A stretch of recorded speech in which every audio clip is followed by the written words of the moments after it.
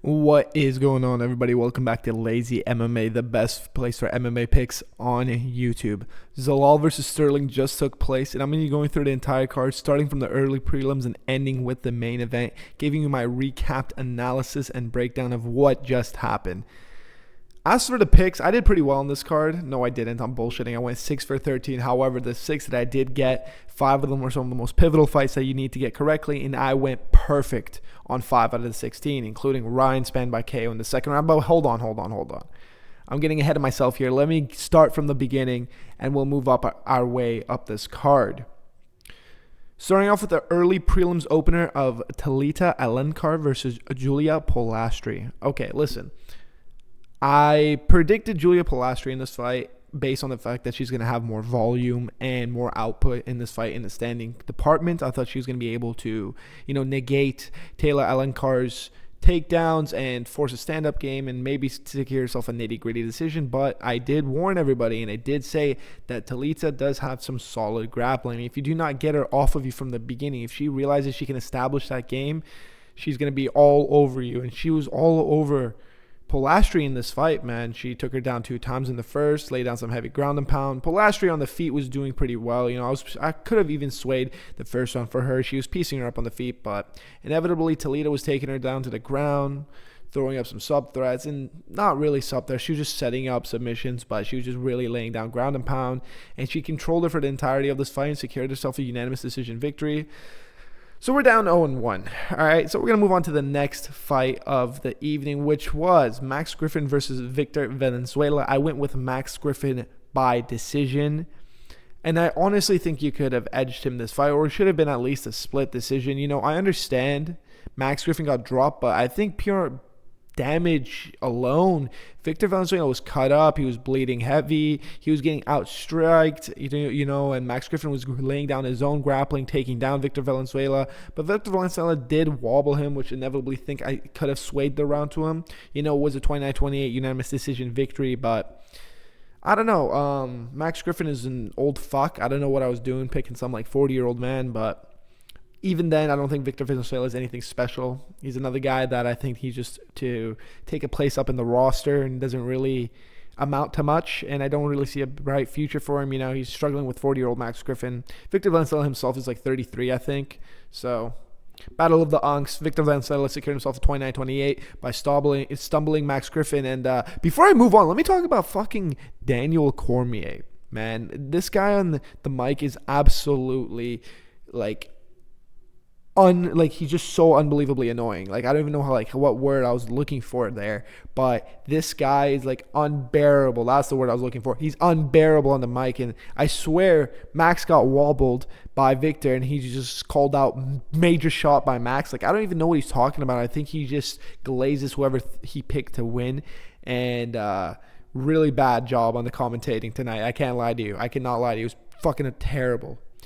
Moving up, we get our first dub of the night. I did pick Francis Marshall by decision or late round sub. Lucas Brennan, I don't even know what he was doing in that fight. Even when he was able to keep the fight standing, he was not throwing much back at Francis Marshall. It did not seem to me that he really had a confident answer or a game plan going in there. He was getting thrown around like a rag doll. Pretty good win by Francis Marshall, but once again, this is a really low quality ranked win. It was just a fight night with a bunch of bullshit fights, and this was one of them, to be honest with you. I don't have much to say about this. He came out, took him down immediately, controlled him for 2.5 minutes. Second round does the same thing, lays down heavy ground and pound. We see some more stand and banging in the third round, but even then, 17-6 on look at these numbers, man. 16-6. Lucas was just there to get beat up on, and that's exactly what happened in this fight. And I think that Francis Marshall should have tried to found himself a finish in this fight, because Lucas Brennan was there to get finished, and that's why it was a really lackluster performance, especially with the opponent that he does have. He does have time to develop, I guess, but I don't know, nothing special. But it was a great win by him, 30-27, easy win. Moving up the card, we have, oh my goodness, ladies and gentlemen, this was awesome, dude. I picked Rafael Filho to get a submission the second round, but thank fucking God I was wrong. I love when these unks secure themselves their wins, dude. Dude, Cody Durden, man. People forget the great Cody fucking Durden. Cody Durden has been on an 0-4 streak, consistently getting finished and is coming off a decision loss. He took this fight on 4 days short notice, and that's why you see it says a bantamweight bout. And he came out there and showed Rafael Filho levels, man. I couldn't believe it. I apologize for the echo, by the way, but I couldn't believe it, ladies and gentlemen. Cody Durden was out there. He was out grappling Rafael Filho. Rafael Filho looked absolutely lost when he was standing up and banging out with Cody Durden, which is so shocking to me because it's Cody fucking Durden, man. But Unk came out there on 4 days short notice and put on a great performance. He was beating up that leg. He was negating his wrestling. He got his own takedowns. He controlled him for longer. He threw up sub threats. He laid down ground and pound. He got him up against the cage, laid down heavy shots, and it's shocking to me because not too long ago, Rafael Filho gave Mohamed Mokaev some real trouble on the ground, but he had no response for Cody Durden. And Cody Durden, man, Unk still got it. 35 years old, flyweight, and he secured himself a win to snap his losing streak. And it was a great win by him. I love to see it. Moving up the card, we have Mayra Bueno Silva, Michelle Montague. We need to get better at striking. We need to figure out our stand-up or we're going to get chinned because Michelle Montague, man, she looked great. And we, as in her, needs to really put together some boxing and some Muay Thai, maybe do a camp in Thailand because she's all over Mayra Bueno Silva.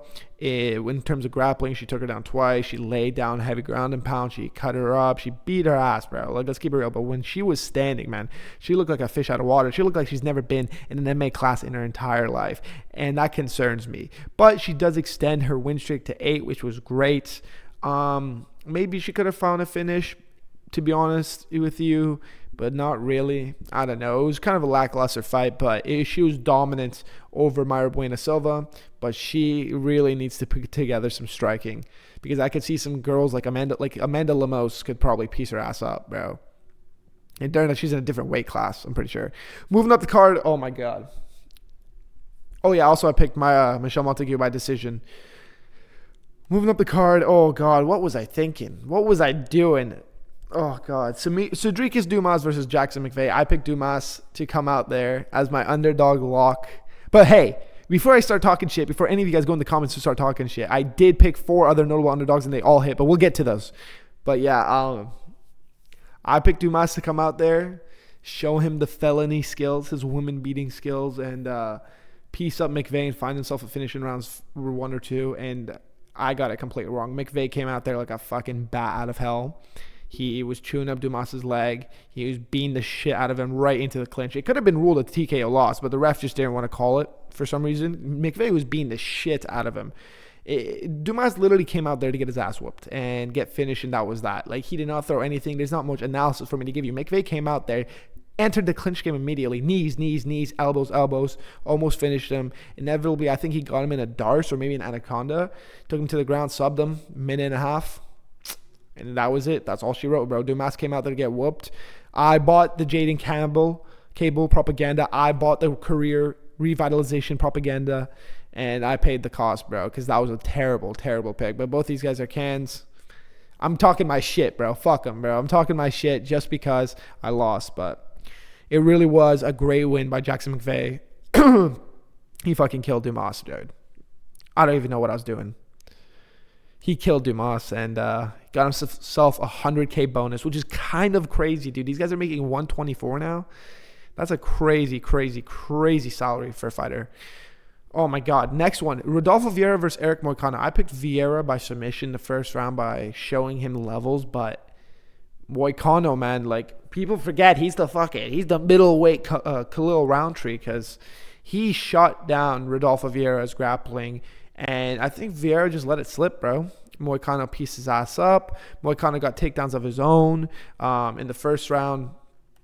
They only threw a grappling exchange in the first round, 4 takedowns from the side of Rodolfo Vieira, but Moicano was quick to get back to his feet, push himself against the cage, and create his space, lay down his significant strikes. As you can look at the significant strike numbers, 10-11. It was a close round, very, very close round, with the sub attempts going to Vieira, but round 2 comes through, round 3 comes through, and Moicano was just really finding the mark with his hands. And I feel like Vieira really abandoned the grappling because Moicano was putting up his own grappling offense and tiring him out in the first. And he just pieced his ass up, especially in the third. He pieced up Vieira and secured himself a UD.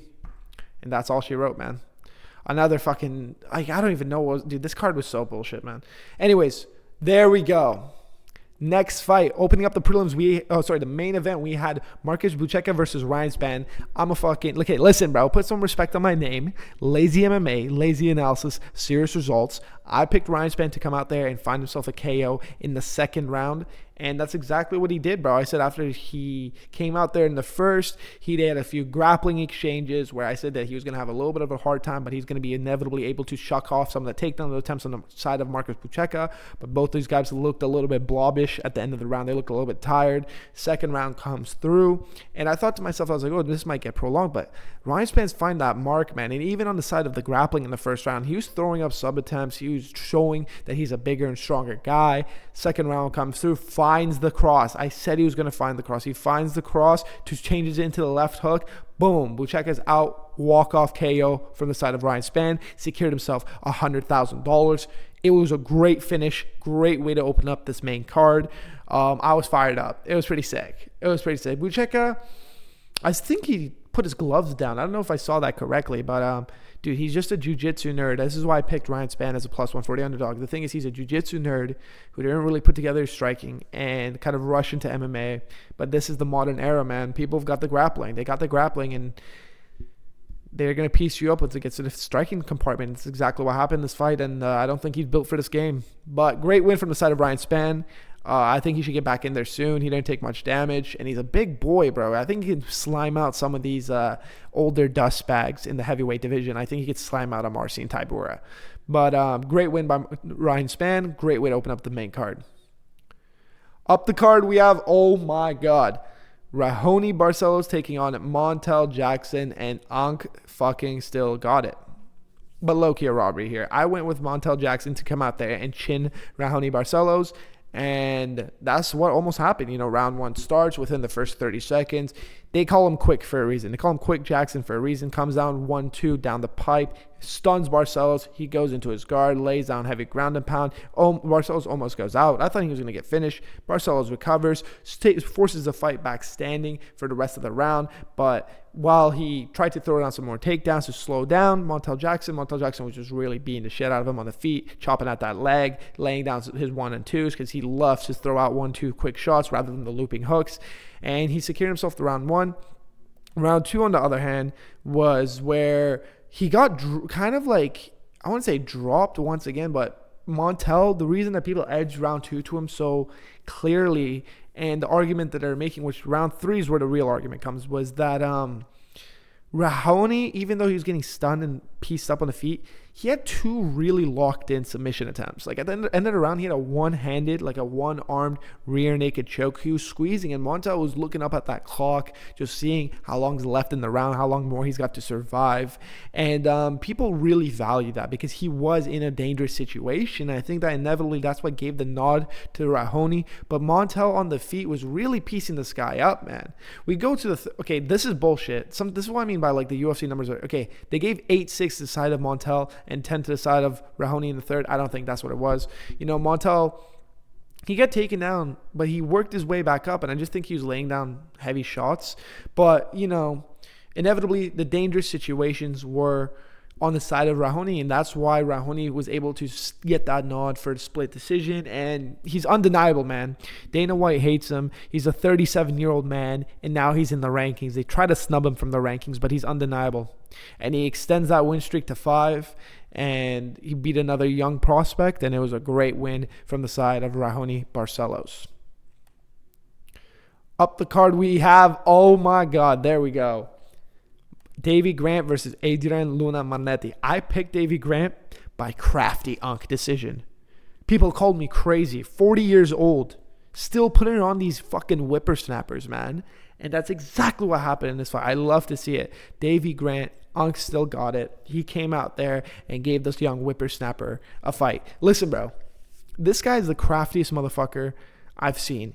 Bro, the thing about these young bucks, the reason they lose to guys like Davy Grant, unless you're like the real deal, is that Davy Grant has such a deep bag. So does Raoni Barcelos, but we'll get to that. But he's such a deep bag, he like when you least expect it, he's clinching, throwing knees to the body, he's doing jumping teeps. Like, Adrian Luna Marnetti was just really simple. He was looking for Davy Grant to throw ones and twos to maybe catch him on a counter, but that's amateur regional MMA scene shit, bro. And Davy Grant has way more than that, dude.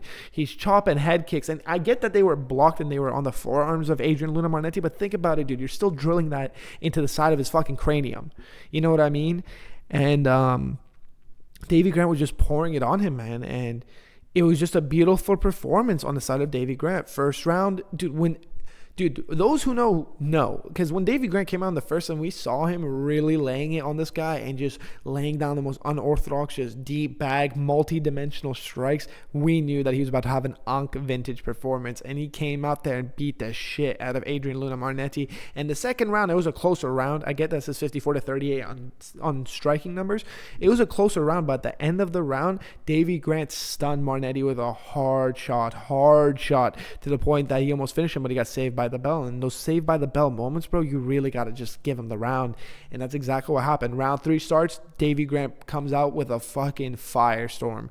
Davy Grant comes out and he knows that Adrian Luna Marnetti at one point his shins and whatnot were hurt because he's chopping at that leg. He comes out there, slams 3 low kicks into him, and pieces him up, rips to the body, knees, goes up top. I think he broke Adrian Luna Marnetti's nose. I think Davy Grant himself broke his foot, but just Ankh shit, bro. He was slamming that foot into Adrian Luna Marnetti. It did not matter whatsoever. And it was a great vintage performance. And people online are even saying, like, we need to see Davy Grant versus Ronnie Barcelos for the craftiest motherfucker belt, the CMF. It was a great performance by the Unks tonight, and it was a great win on the side of Davy Grant. And they did get the fight of the night 100K bonus, so both of them got to eat that night. Okay, now we're moving on to Rafa Garcia versus Alexander Hernandez. I'm just going to keep this short, brief, and simple. Hernandez is a bitch. Didn't want to fight. Rafa Garcia had Alexander Hernandez on the back foot the entire fight. In the third round, Hernandez was able to get his footing a little bit more, but it was a little bit too late. Rafa Garcia's coach is Cub Swanson, which I didn't know. Apparently, Cub Swanson's the coach of everybody. Yeah, man, it was just... I predicted Alexander Hernandez by a KO in the second round, but the issue is Hernandez was just not able to break the range and lay the shots that he wanted to lay down. Rafa Garcia was actually not as simple as I thought he was going to be. He was laying down some great boxing. He was chopping at Alexander Hernandez's leg, and Hernandez's nose got busted up, and Hernandez had no response, and he was just really weary, to be honest with you. He's getting taken down, and I think that was something that really played a major factor in this fight. The fact that he's getting taken down was making him scared to engage and overextend with his shots, and I just don't think he was really putting any mustard behind his own shots while Rafa Garcia was trying to land bombs on him, and he was piecing them up, and he secured himself a UD win. Great win for the side of Rafa Garcia. However, both these guys just looked really amateurish out there. I'm talking shit, bro. No, Rafa Garcia looked pretty good. But he's old. Fuck him, bro. Whatever. Hernandez was a terrible pick by me. Rafa Garcia secured himself a win. Hernandez is a bum. I just couldn't believe he wouldn't break into the range. Oh, there we go. This is what you call a crafty pick by me. I went with Jocelyn Edwards. Dude, I literally called every single underdog on this card except for fucking Dumas, bro, which fucked me, bro. I called every single one, but because... All right, I'm sorry for the change of scenery there. I had to move to my room. Listen, Jocelyn Edwards came out there and she gave a great performance in this fight. I feel like Norma Dumont was doing really well in the first round. She was throwing out some takedowns, establishing her grappling game, picking her at range. But dude, throughout the entirety of this fight, Norma Dumont was running away. She was running away and smiling at Jocelyn Edwards and throwing out emotes as if she was winning the fight, but she wasn't. You know, Jocelyn Edwards, she's looked better than she has.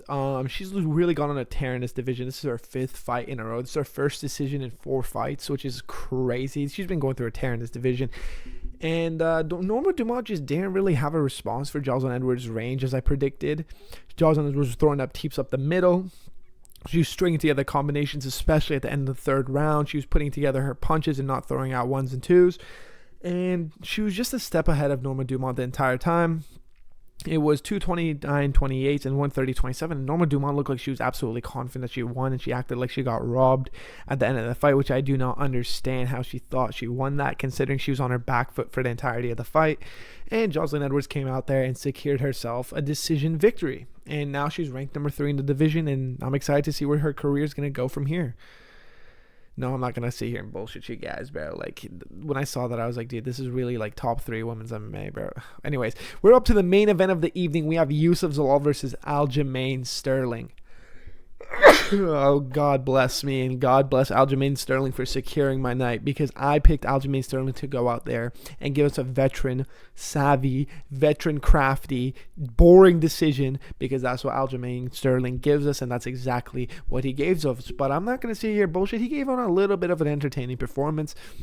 Dude, a lot of people are shitting on him, being like, Aljamain, like, he's like, when he would come in from Dagestan and what so forth, but he was ahead of Yusuf Zalal throughout the entirety of this fight. I got to be honest with you here. He was picking him apart. He was dominating him in the grappling. And I said Yusuf Zalal reminds me of Aljamain Sterling, but just a shittier version of him. And that's exactly what he reminded me of in this fight. Considering that in the first round, Yusuf Zalal was trying to do Aljamain Sterling's own game plan against him, but it did not work out.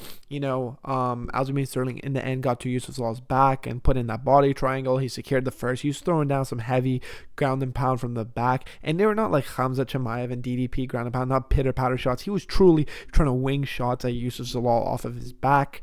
And we go off to the second.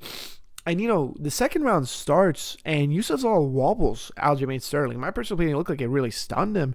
And I thought that Yusuf Zalal was winning that round until Aljo himself took over that round and stunned Yusuf Zalal at the end of it himself. He took his back once more, laid down some ground and pound, and third round was probably the only one that I would score to Yusuf Zalal, and even then it was a really close round. And these numbers are bullshit. They're giving him 3-2 6 strikes and 4-11. The thing was, Yusuf Zalal was just not pulling the trigger when he had the fight standing. Aljamain Sterling, even though he's a sloppy striker, he really leads with his chin up and was being pretty reckless in this fight. If I'm being honest with you, like any other featherweight would have pulled the trigger and chinned them there, but they didn't. But he didn't. I mean, Yusuf Zalal didn't, because Aljamain Sterling was winging shots at him. Yusuf Zalal, bro, when he was getting his back taken left, right, and center, he was getting out grappled, and that was a given. That's what we projected in this fight. The backpack king himself is Aljamain Sterling. But the thing is, even when the fight was standing, where some people were giving the advantage to Yusuf Zalal and were saying that he has world-ending striking, which he doesn't. And that's why I picked Aljo as like underdog. God damn, I'm crafty, bro. I'm crafty. When it comes to these unks, bro, I just know. 36 years old. He used to be in conversation for one of the best bantamweights of all time. And you're telling me Yusuf Zalal off a Josh Emmett win was going to come and beat Aljamain Sterling? What are you talking about? Aljamain Sterling was just all over him in this fight. 4-5. He also took him over. He almost finished Yusuf Zalal multiple times. He was under the chin. And for a moment there, I thought Yusuf Zalal was going to tap, but he didn't. He fought his way out of it. He was fighting the hands. And Aljo just gave us a veteran, savvy, historic performance here. And he made a pretty strange call out saying he's coming on that ass. No pause. Against Volkanovski and Movsar Evliya. I would like to see that matchup ran back with Movsar and Aljo, considering that Aljo looked really good in this fight. And Movsar, he looked the way he did against Lerone. But I got my own conspiracy theories about that. I think Dana made the call. But fact is, Aljo came out there, great performance, great win, great call out, and I'm excited to see where he's going to go in the featherweight division. He's kind of undeniable now. He's been wanting a title shot for a long time, but I just don't think you can skip Movsar. But he showed Yusuf Zalal levels, and it was a crafty pick by me. Another underdog win for me to end off my night, so that was pretty good. But yeah, that's been the entire card. Zalal versus Aljamain Sterling recapped. Let me know how you guys did on picks down in the comments. And if this is your first time watching, please consider subscribing and liking this video. Lazy MMA, lazy analysis, serious results.